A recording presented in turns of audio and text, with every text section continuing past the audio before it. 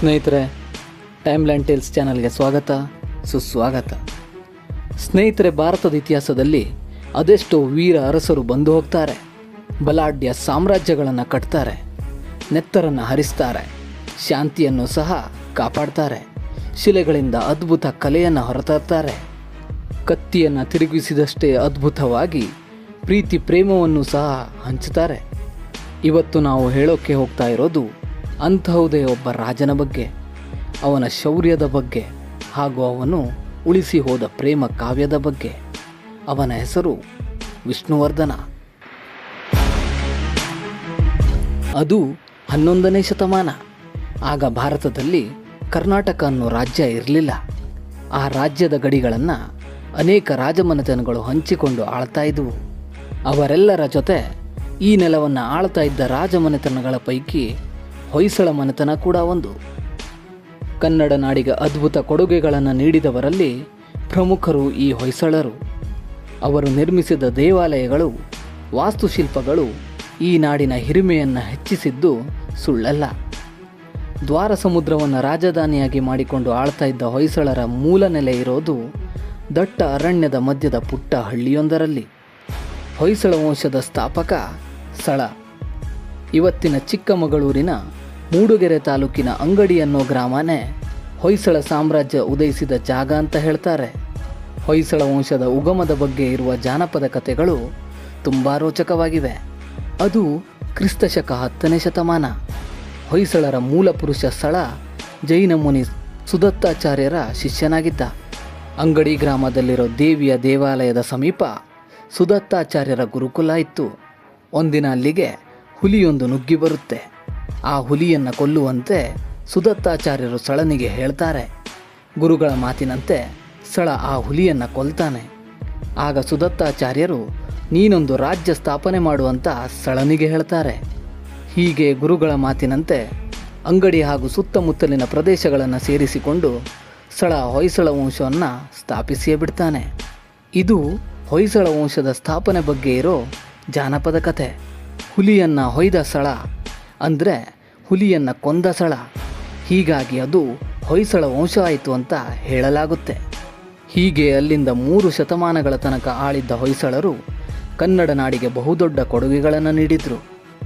ಈ ವಂಶದಲ್ಲಿ ವೀರ ಪರಾಕ್ರಮಿಗಳ ದಂಡೇ ಇತ್ತು. ಸುಮಾರು ವರ್ಷಗಳ ಕಾಲ ಕಲ್ಯಾಣಿ ಚಾಲುಕ್ಯರ ಸಾಮಂತರಾಗಿದ್ದ ಹೊಯ್ಸಳರ ಕೀರ್ತಿಯನ್ನು ಕರ್ನಾಟಕದ ಉದ್ದಗಲಕ್ಕೂ ಹರಡಿದ್ದು ಬಿಟ್ಟಿದೇವ ಅನ್ನೋ ಅರಸ. ಈ ಬಿಟ್ಟಿದೇವ ಬೇರಿನ್ಯಾರೂ ಅಲ್ಲ, ಅವನೇ ಹೊಯ್ಸಳ ಕುಲತಿಲಕ ವಿಷ್ಣುವರ್ಧನ. ಈ ಬಿಟ್ಟಿದೇವ ವೀರಬಲ್ಲಾಳನ ಕಿರಿಯ ಸಹೋದರ. ಇವರಿಬ್ಬರು ತಮ್ಮ ತಂದೆ ಎರೆಯಂಗನ ಕಾಲದಲ್ಲಿ ಅದೆಷ್ಟು ಯುದ್ಧಗಳನ್ನು ಗೆದ್ದಿದ್ರೋ ಲೆಕ್ಕನೇ ಇಲ್ಲ. ತಂದೆಯ ಕಾಲಾನಂತರ ಅಣ್ಣ ವೀರಬಲ್ಲಾಳ ರಾಜ ಆದ ನಂತರ ಕೂಡ ಈ ಬಿಟ್ಟಿದೇವ ಅಣ್ಣನ ಸಹಾಯಕ್ಕೆ ನಿಲ್ತಾನೆ. ಆದರೆ ತದನಂತರ ಅಣ್ಣನ ಅಕಾಲಿಕ ಸಾವು ಬಿಟ್ಟಿದೇವನನ್ನು ರಾಜನನ್ನಾಗಿ ಮಾಡುತ್ತೆ. ಅಣ್ಣನ ಅಗಲಿಕೆಯಿಂದ ಚಿಂತಾಕ್ರಾಂತನಾಗಿದ್ದ ಬಿಟ್ಟಿದೇವನಿಗೆ ಗುರುವಿನ ಆಶ್ರಯ ಸಿಗುತ್ತೆ. ಗುರುವಿನ ಮಾತಿನಂತೆ ಶ್ರೀ ವೈಷ್ಣವ ಸಂಪ್ರದಾಯ ಸ್ವೀಕರಿಸಿದ ಜೈನರ ಬಿಟ್ಟಿದೇವ ವಿಷ್ಣುವರ್ಧನನಾಗಿ ಬದಲಾಗ್ತಾನೆ. ಅಲ್ಲಿಂದ ಹೊಯ್ಸಳರ ಕೀರ್ತಿ ಹೆಚ್ಚುತ್ತಲೇ ಹೋಯಿತು. ಹೀಗೆ ಅಂದು ವಿಷ್ಣುವರ್ಧನನಿಗೆ ಧೈರ್ಯ ತುಂಬಿ ಅವನಲ್ಲಿ ಮತ್ತೆ ಹುಮ್ಮಸ್ಸು ತುಂಬಿದವರು ಬೇರಿನ್ಯಾರೂ ಅಲ್ಲ, ಅವರು ಶ್ರೀ ವೈಷ್ಣವ ಪಂಥದ ಸಂಸ್ಥಾಪಕರು ಶ್ರೀ ರಾಮಾನುಜಾಚಾರ್ಯರು. ಹೀಗೆ ಕ್ರಿಸ್ತಶಕ 1108ರಲ್ಲಿ ಆಳ್ವಿಕೆ ಪ್ರಾರಂಭಿಸಿ 8 ವರ್ಷಗಳ ಕಾಲ ತನ್ನ ರಾಜ್ಯವನ್ನು ಸುಭದ್ರಪಡಿಸಿದ ಈ ಹರಿಭಯಂಕರ ಆನಂತರ ರಾಜ್ಯ ವಿಸ್ತರಣೆ ಕಡೆಗೆ ಮುಖ ಮಾಡ್ತಾನೆ. ಚೋಳರೊಂದಿಗೆ ಹೋರಾಡಿ ನೀಲಗಿರಿ ಪ್ರದೇಶವನ್ನು ಗೆದ್ಕೋತಾನೆ. ಅಷ್ಟರಲ್ಲಿ ಗಂಗರು ವಿಷ್ಣುವಿನ ಸಹಾಯ ಕೇಳ್ತಾರೆ. ಗಂಗವಾಡಿಯಿಂದ ಗಂಗರನ್ನು ಓಡಿಸಿದ್ದ ಚೋಳರು ಅಲ್ಲಿ ತಮ್ಮ ಪ್ರತಿನಿಧಿಯನ್ನು ನೇಮಿಸಿದ್ರು. ಹೀಗಾಗಿ ತಮ್ಮ ರಾಜಧಾನಿ ಹಾಗೂ ರಾಜ್ಯವನ್ನು ಹಿಂಪಡೆಯೋಕೆ ಗಂಗರು ಪ್ರಯತ್ನಿಸ್ತಾ ಇದ್ರು. ಅಷ್ಟೇ ಅಲ್ಲದೆ ಗಂಗರೊಂದಿಗೆ ಉತ್ತಮ ಸಂಬಂಧವನ್ನು ಮೊದಲಿನಿಂದಲೂ ಈ ಹೊಯ್ಸಳರು ಹೊಂದಿದ್ರು. ಚೋಳರೊಂದಿಗೆ ಹೋರಾಡಿದ ವಿಷ್ಣುವರ್ಧನ ಗಂಗವಾಡಿಯನ್ನು ಸಹ ವಶಪಡಿಸ್ಕೋತಾನೆ. ಹೀಗಾಗಿ ವಿಷ್ಣುವಿಗೆ ತಲಕಾಡುಗೊಂಡ ಹಾಗೂ ವೀರಗಂಗಾ ಅನ್ನೋ ಬಿರುದು ಸಿಕ್ಕಿತ್ತು. ನೊಲಂಬವಾಡಿ, ಉಚ್ಚಂಗಿ, ಹಾನ್ಗಲ್ಗಳನ್ನು ಗೆದ್ದ ಹೊಯ್ಸಳ ಸೈನಿಕರು ಕೊಂಕಣ, ಬನವಾಸಿಗಳನ್ನು ಸಹ ತಮ್ಮ ವಶಕ್ಕೆ ತಗೋತಾರೆ. ಚಾಲುಕ್ಯರ ಸಾಮಂತನಾಗಿದ್ದ ವಿಷ್ಣುವರ್ಧನ ಇಷ್ಟೆಲ್ಲ ಯುದ್ಧಗಳನ್ನು ಗೆದ್ದಿದ್ದ. ಹೀಗಾಗಿ ಚಾಲುಕ್ಯರ ರಾಜನಾಗಿದ್ದ 6ನೇ ವಿಕ್ರಮಾದಿತ್ಯನ ಬಳಿ ಒಂದಿಷ್ಟು ಜನ ಚಾಡಿ ಹೇಳಿದ್ರು. ಆದ್ದರಿಂದ ವಿಕ್ರಮಾದಿತ್ಯ ದೊಡ್ಡದೊಂದು ಸೈನ್ಯವನ್ನು ಹೊಯ್ಸಳರ ಮೇಲೆ ಯುದ್ಧಕ್ಕೆ ಕಳಿಸ್ತಾನೆ. ಈ ಯುದ್ಧದಲ್ಲಿ ಹೊಯ್ಸಳರ ಸೇನೆ ತಾತ್ಕಾಲಿಕವಾಗಿ ಸೋಲಬೇಕಾಗುತ್ತೆ. ಆದರೆ ಕ್ರಿಸ್ತಶಕ 1126ರಲ್ಲಿ ವಿಕ್ರಮಾದಿತ್ಯನ ಸಾವಿನ ನಂತರ ಮತ್ತೆ ವಿಷ್ಣುವರ್ಧನನ ವಿಜಯಯಾತ್ರೆ ಮುಂದುವರಿಯುತ್ತೆ.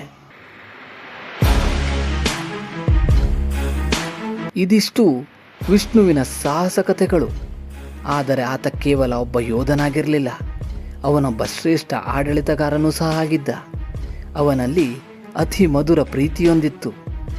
ಆ ಕಥೆಯನ್ನು ಮುಂದಿನ ವಿಡಿಯೋದಲ್ಲಿ ತಿಳಿಸ್ತೀವಿ. ಅದಕ್ಕೂ ಮೊದಲು ನೀವಿನ್ನು ನಮ್ಮ ಚಾನಲ್ಗೆ ಸಬ್ಸ್ಕ್ರೈಬ್ ಆಗದೇ ಇದ್ದರೆ ಈ ಕೂಡಲೇ ಸಬ್ಸ್ಕ್ರೈಬ್ ಆಗಿ ಬೆಲ್ ಐಕನ್ ಒತ್ತೋದನ್ನು ಮರಿಬೇಡಿ.